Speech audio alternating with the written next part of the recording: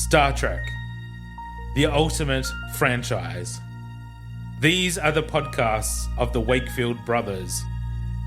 Their 16-year mission to watch every production, to seek out life lessons and new inspirations, to boldly watch like most fans have watched before.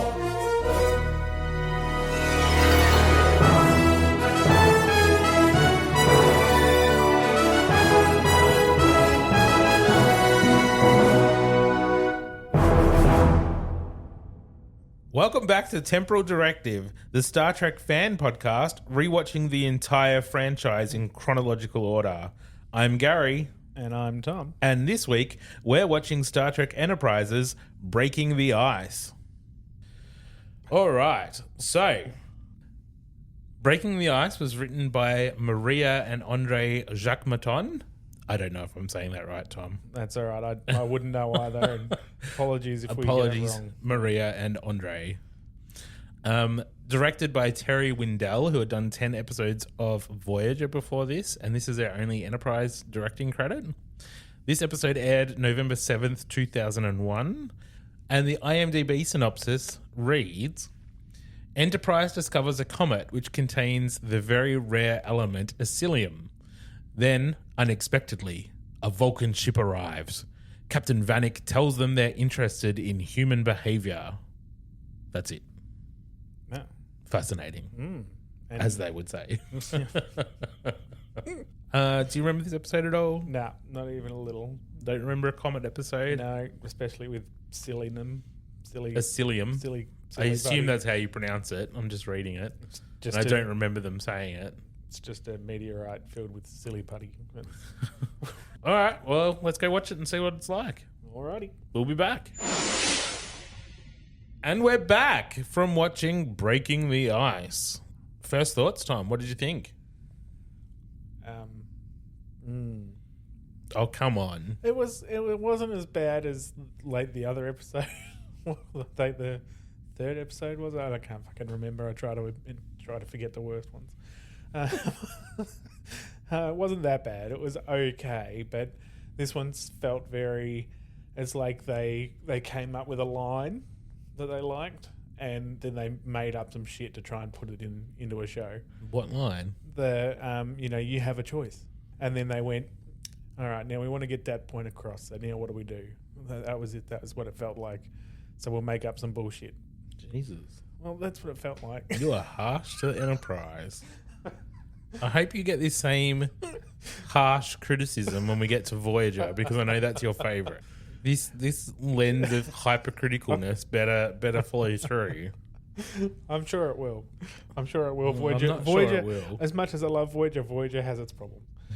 I thought this was a pretty good episode. It wasn't bad. I really liked that it really played with the dynamic of the humans and the Vulcans, and it had some good Trip and Paul moments. Like, I think I don't know if you remember, but their relationship is important to the show. So I think seeing the sort of start of that is really good. I just think the comet stuff felt very forced to me, or like unnecessary. It's really a character show, but as with most Star Trek episodes, you need to have something science fiction-y to go along with the human elements. That's pretty much how it always works. Yeah. And always has worked. Yeah, well, I suppose that's fair enough. This felt a little too forced or something to me. It just, I don't know. Well, you're just too critical, I think. I'm trying. All right, should we get into it then? Let's go. All right. We open on the mess hall. Trip and Dr. Phlox are talking about some of the kids' art that has been sent through to Trip. And Paul walks past and they invite her into the conversation. And they're sort of picking which pictures they want to keep for each other. And there's some crude drawings of Vulcans that have been made by kids, which was a bit funny. Yeah, it was great. Yeah. So I assume that was space fax. Yeah, It was. I assume there's no US Postal Service in there. Wouldn't have thought so. The outer reaches. Got FedEx in space. Yeah. It was a cute little interaction with the kids' art stuff. It was cute.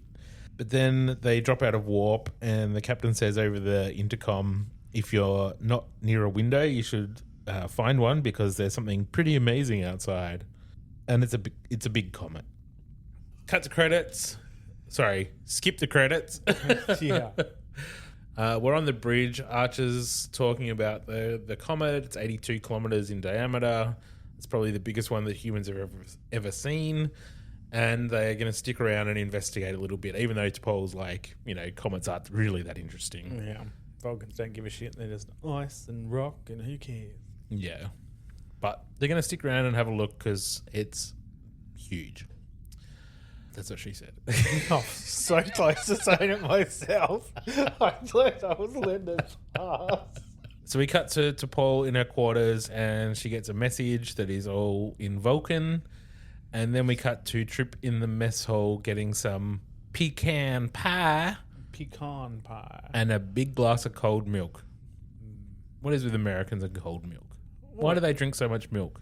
I don't know. I don't know. They've got to be big and strong. Is that what it is? I don't know. It's good for the bones, right? I don't think that much milk is necessary for bone health. I don't know, but I drink a lot of milk. If we've got any Americans listening, why do you have milk with every meal? It just every time we watch TV, it seems like there's milk. Everyone's drinking so much milk. So while Trip's in there, T'Pol comes in for a cup of tea, and Trip invites her to join him. And he is waffling on about how pecan pie is his favourite, but she's distracted reading a pad, just not really listening. And he asks if she's okay, and she says, I'm fine, and then gets up and leaves. She's clearly not fine. So we go back to the bridge. So they find a bunch of eisilium in the comet, which is apparently quite rare and valuable and useful, so they want to get some. But they can't transport it. So they decide they're going to take a shuttle down, and then a Vulcan ship appears. They get hailed by Captain Vanik, who seems to be interested in the humans' interest in the comet. Yeah. So he asks Archer if he minds if he just stays and observes, which Archer says, you stay as long as you want. That's fine. Then he says to Paul, get in my ready room. Why are they spying on us? What are they doing? Why can't the Vulcans just leave us the fuck alone? Yeah.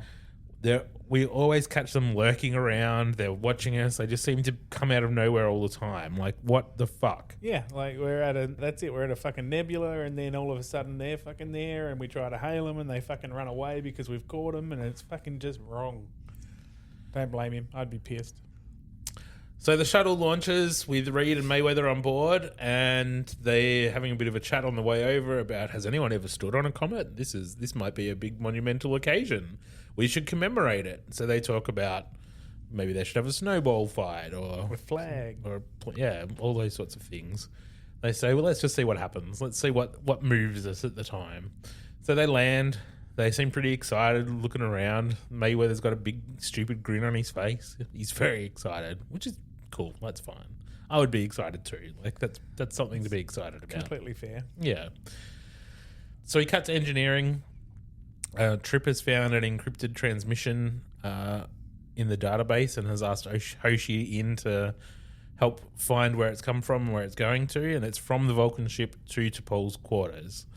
Hoshi has found that out, and then we cut to Trip in the ready room with the captain, asking if he wants Hoshi to translate unencrypt the message. Yeah.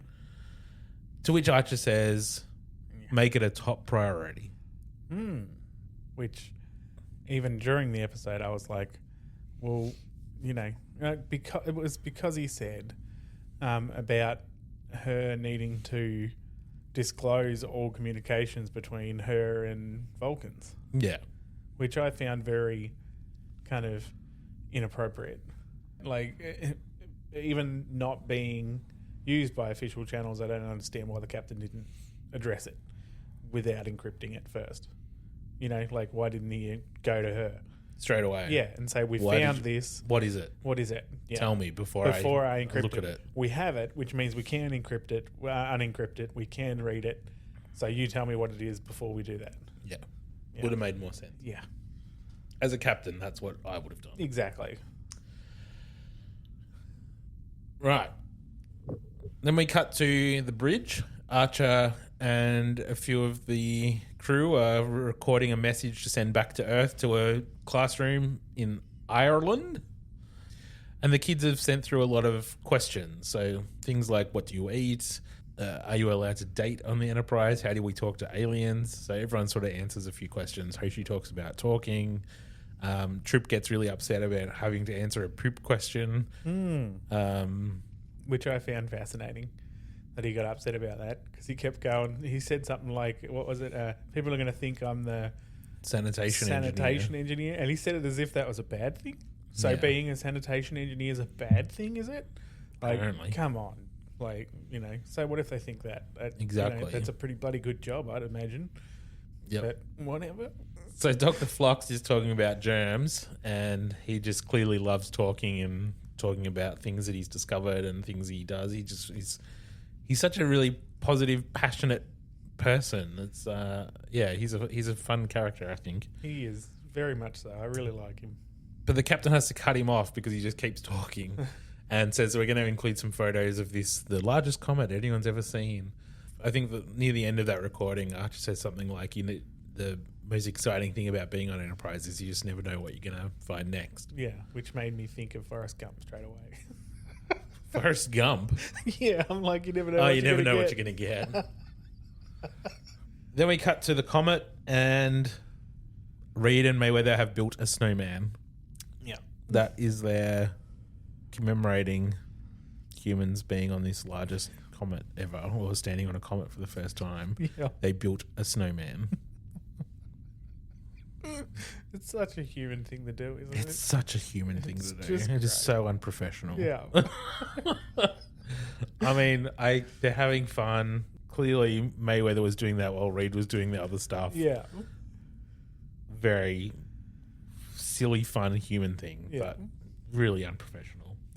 Which Archer pretty much says, because Archer's watching from the bridge and says, we're being watched, right? Yeah, that's it. And then they apologise and said it won't be there for long. We cut to engineering. Hoshi has broken the encryption, but hasn't read the message, hasn't translated it from the Vulcan, just unencrypted it so she can hand it off to Trip on a pad. Trip runs it through the translator and reads the message. Then he goes straight to Captain Archer and says, it was a personal letter and I shouldn't have read it, and I'm really upset that this happened. Like, I shouldn't have read this. Yeah.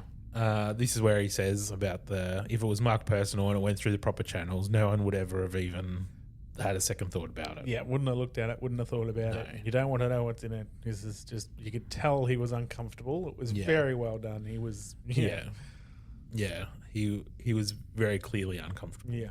And he says that I have to tell her. I just have to tell her. Archer's like, you're a good man, Trip. Yeah. But you might want to take a phase pistol. Yeah. And he says something about confirming that. Like, yeah, I think I better, or something like that. Yeah. And I'm like, what? Why? Vulcan's unemotional. She's not going to get angry. What do you mean? Run away from the angry Vulcan. You run away from the angry Vulcan. Ridiculous. What is she, Cyborg? Yeah, that's it. Was that a deep cut? Right. Trip walks out onto the bridge and asks to speak to T'Pol in private on the bridge. And he starts asking, like, sort of beating around the bush, have you ever made a mistake or thought one thing was something and then it wasn't? And anyway, T'Pol's like, can you get to the point? What are you trying to say? And then, he kind of says that he found the transmission, and she's like, you read my letter? And she kind of did get a bit emotional. It seemed like she was getting emotional, right? Yeah, she did. She did seem to be slightly more emotional than I would have expected. Yeah, she's like, I have other letters in my quarters. Do you want to read those too? Yeah, very like, sarcastic. Whoa. You are one snappy Vulcan. Now, I've actually been very impressed with her Vulcan. Yeah, her Vulcan. I was trying to find the right word. That'll do. Because she has been very good at it. Because she doesn't emote much at all. She stays at a very good level, and her emotions come through just under the surface in just the right level. Like all other Vulcan actors have managed to do quite well. But yeah, I think she's done very, very well.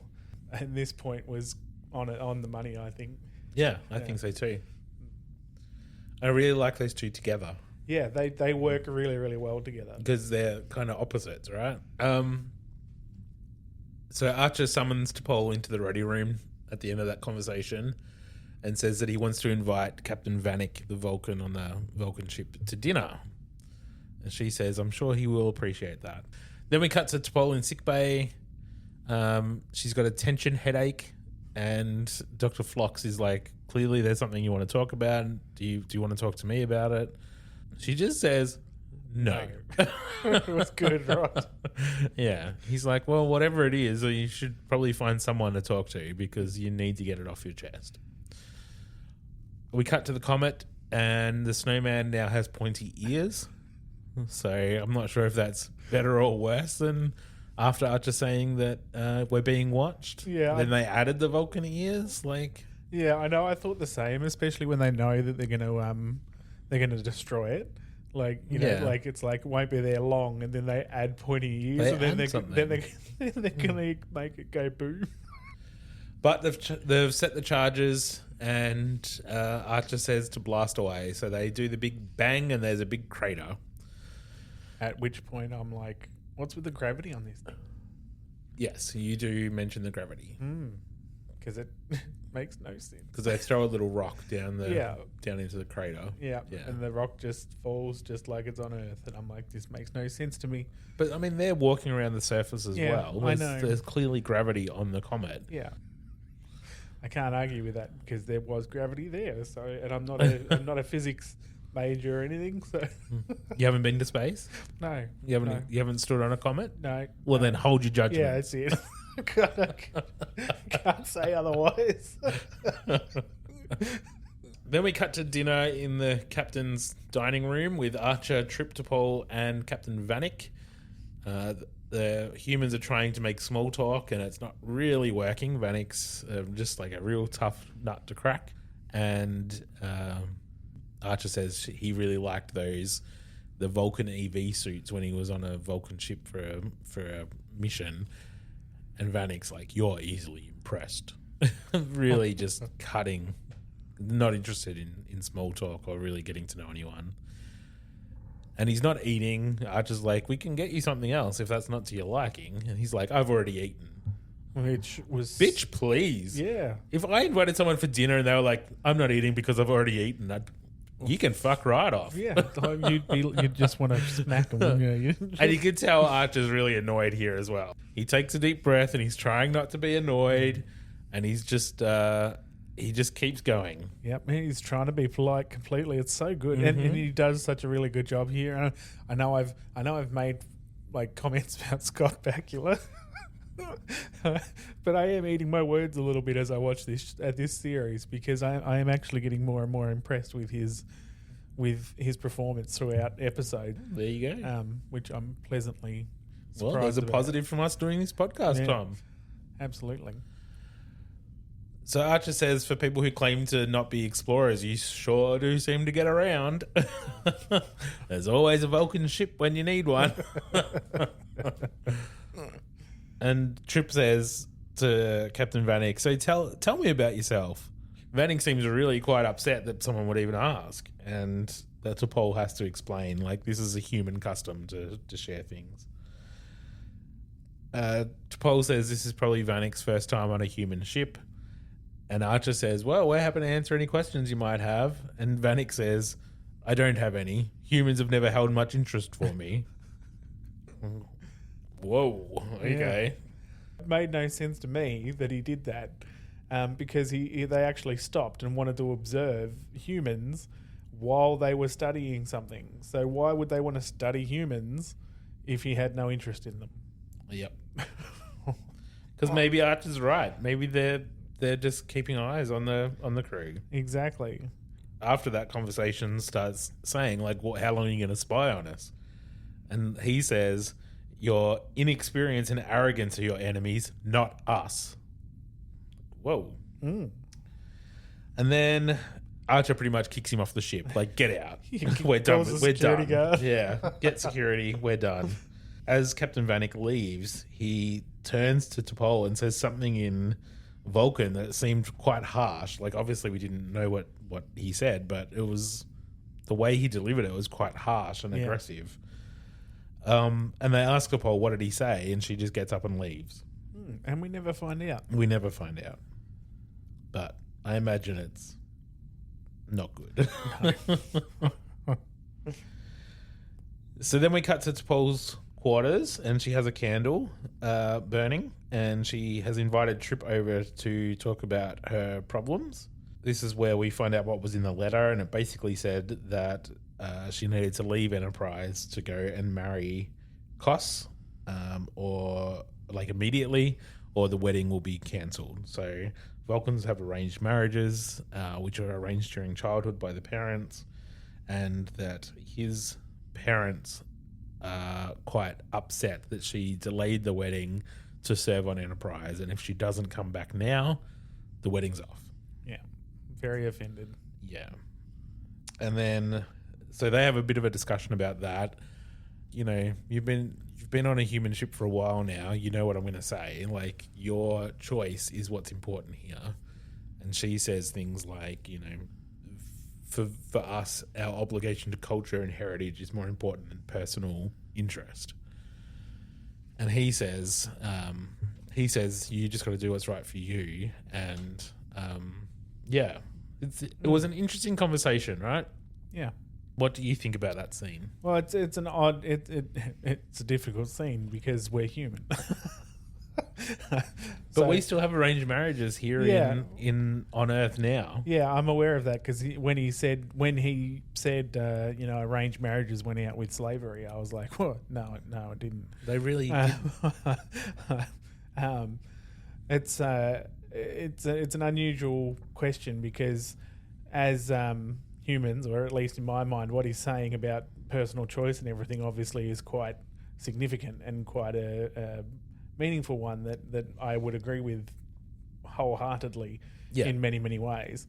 So that's hard for me to not agree with him. Look, I'm not saying I don't agree with him. Yeah, that's right. Yeah, but to then try and force your opinions on a whole culture,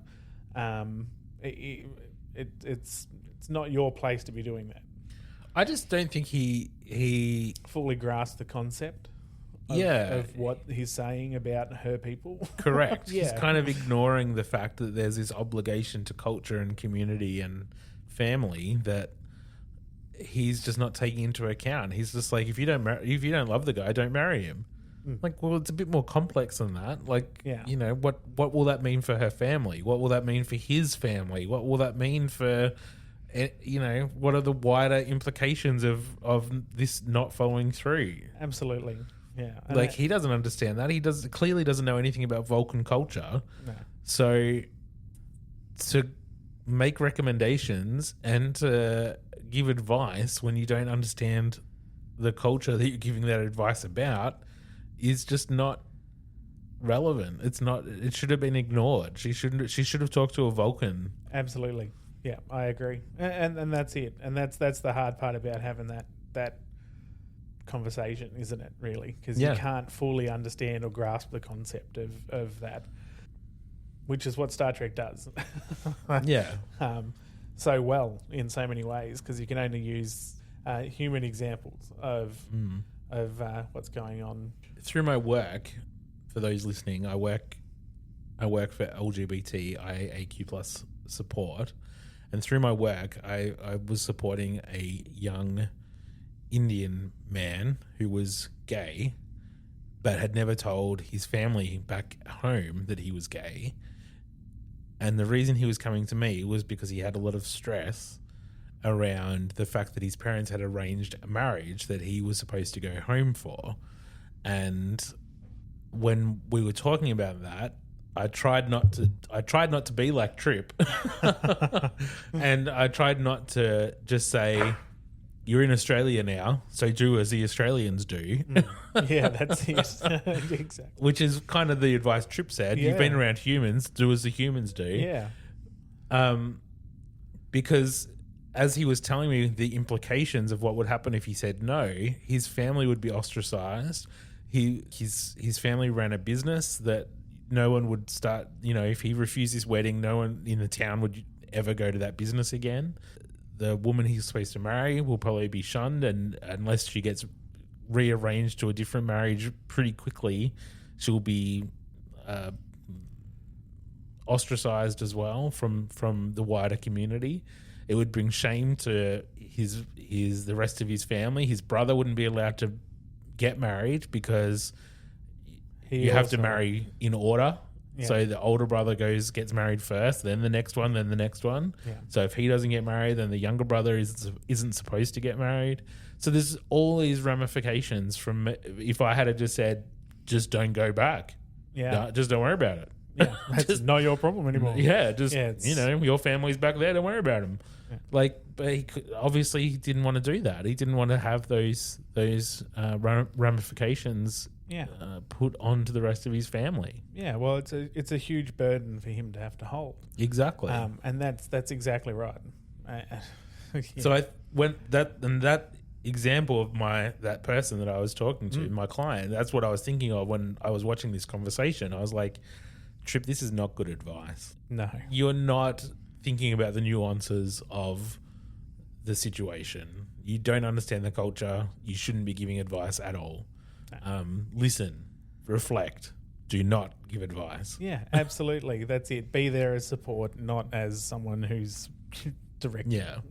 And there was a time where he did say, like, it sounds like you've already made up your mind. Yeah. But he said it with such judgment. Yeah, judgment and aggression. Like, why did you even ask me here? Yeah. Why did you ask for my opinion? Yeah, absolutely. It was very aggressive and very undertoned with judgment. It was inappropriate.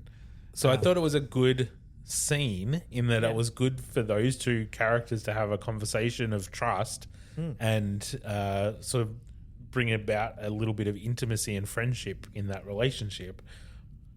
But I didn't like the message. No, I agree. I absolutely agree. Okay. All right. Anyway, so we cut back to the comet, and Mayweather has injured himself trying to get out of the crater, and Because of the gravity. And they say, let's just grab the core sample and get back to the shuttle and go, and we can come back for the rest of the equipment if we have time. So they're leaning on each other to get back to the shuttle, like he's limping away, and the ice starts cracking. At which point I'm like, beam up. Yeah. Get your communicator out, beam me up. Mm-hmm. But no, they don't do that. Easily done. They just keep stumbling across through the cracks, pausing every few seconds to look at the new cracks. It was so frustrating. They would stop every few seconds going, oh no, look, a new crack. Oh, look, a new crack. Fucking just get to the fucking shuttle. Get to the shuttle! So they do get to the shuttle, they turn on the engines, and of course that creates more trouble on the surface. And for the second time in however many episodes, a shuttle falls into the under the surface. So it was only 2 or 3 episodes ago in that Terra Nova one where the shuttle fell into the rocks. Yeah, a hole Like in how the many ground. shuttles does this ship have? I don't know. Well, they always recover them. I'm just very happy with that they're reliant. Like that they're very strong. They're resilient. Yeah, they're very, very strongly made. Like I want a car made out of that shit. Yeah. Yeah, that's fair. That's fair. So Enterprise flies closer to the surface so that they can get the grappler to shoot out and pull the shuttle up from the hole. And it doesn't work. They sort of lift it a little bit and then it falls off because the eisilium is causing a magnetic failure. So it's not the grappler's not holding on properly. Yeah. So the shuttle falls even further into the center of the comet. Vanik sees what's happening and calls Enterprise and says, "Do you want our help?" Archer's like, "No, we got it." But the grappler doesn't work, and suppose like you should probably just call Vanik, take him up on his offer of help. They have a tractor beam. It's not going to be affected by the eisilium, so just do it. And he's like, "No, we can do it ourselves." Nope. So T'Pol says, "Vanik is expecting you to refuse his help because he thinks that your arrogance is your weakness. Prove him wrong." To which he does. The Vulcans use their tractor beam to get the shuttle out, and they all live happily ever after. End of series, right? T'Pol sends a letter to the Vulcan ship. Just basically, they don't talk about it, but she's clearly decided to stay. Yeah. The final shot is her in her quarters with the candle burning, with a slice of pecan pie, which she refused earlier in the episode. Yeah, because of the sugar content. Yeah. So clearly she's embracing that human culture that Trip was advocating for. She's clearly embracing it with one of his favourite dishes. Yeah. One of my favourite too. Fuck, I love pecan pie. Okay. Sorry, Americans. Pecan pie. Whatever you want to call it. Janeway's favourite too. Was it? Yep. All I remember about Janeway liking was coffee. Yeah, she loves her coffee. Now that we talked through it, what did you think of the episode? I didn't mind it. I mean, it wasn't fantastic. I wasn't overly thrilled, but it wasn't too bad. It was all right. It was good. Like you said, there's some really good interactions with Trip and T'Pol. But, it's not fantastic. But yeah, I really liked that relationship building. Yeah. I liked Archer and the Vulcan. I liked that Archer changed his perspective or mind and decided to ask for help, but that Vulcan captain just was real stoic and did not change. Like, that's very, very Vulcan typical. So I quite liked that dynamic. I liked Reed and Mayweather on being like silly boys on the comet. Yeah, that was pretty good. There was a lot for me. There was a lot to like in this episode.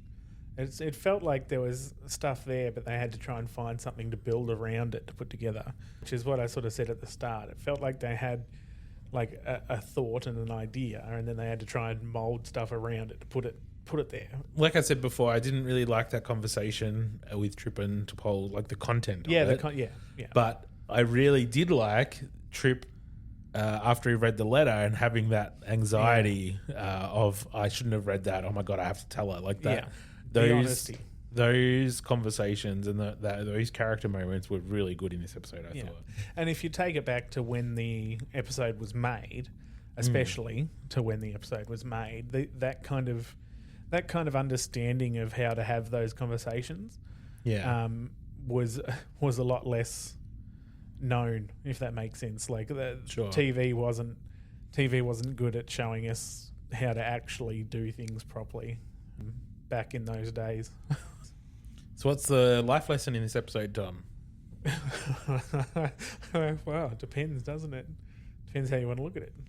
Be human. Yeah.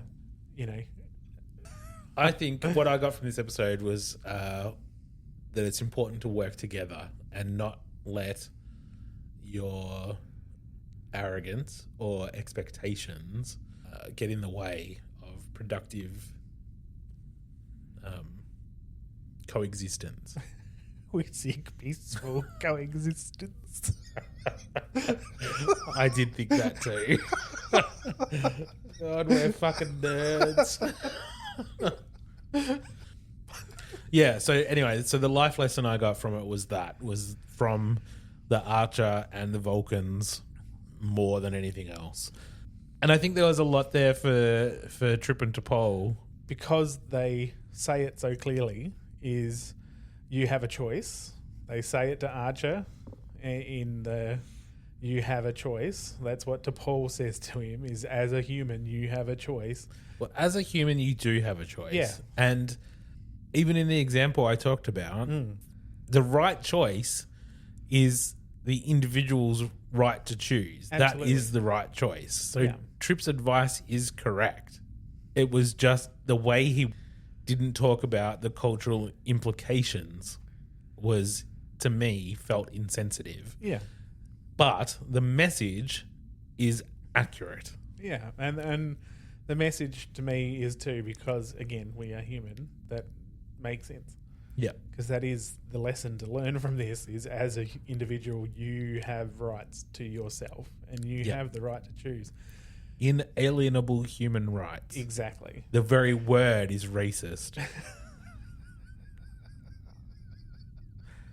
But that's it. So life lesson, individuals' right to choose and working together and not letting your arrogance or expectations get in the way. I think those are the two things that I got out of this episode. Yeah, absolutely. And just to cap that idea is that I think finding the people that can support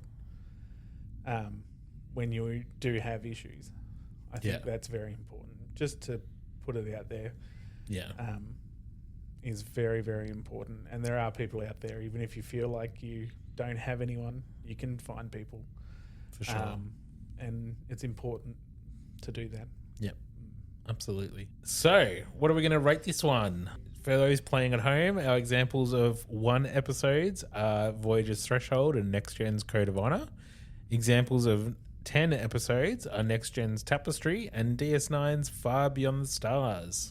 With that in mind, Tom, what are we rating this week's Breaking the Ice? I'm thinking about a 5, 4 or 5. Holy shit. I was thinking like a 7. Were you? Yeah. That's a bit high for me. I enjoyed this on par with the pilot. Did you? Yep. Yeah, no. I'll compromise at a 6, but for me, I would say a 7, at least a 7. I would, that personally. Yeah. But we have to come to a consensus because it's getting rated on our Temporal Directive IMDb profile. All right. I could probably lift it to a 6. I did like, everyone seemed to do well in this episode.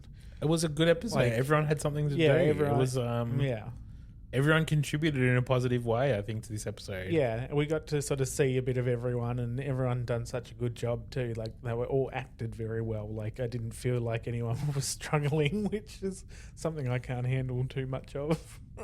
Like, if Scott Bakula's not doing it, I'm like, oh god, I struggle to watch it. But he was doing very well this episode. So I could probably give it a 6. I'm happy to come up. All right. We'll sit at a 6 then. Yeah. Well, for anyone listening at home, please feel free to let us know what you thought. We'd love to hear your thoughts on this episode or anything Trek related. You can find us on Facebook at Temporal Directive Podcast or on Instagram just under Temporal Directive. Or you can send us an email at wakefield_productions@outlook.com. And we'll be back next week for the episode Civilization. Live long and prosper. Peace and long life.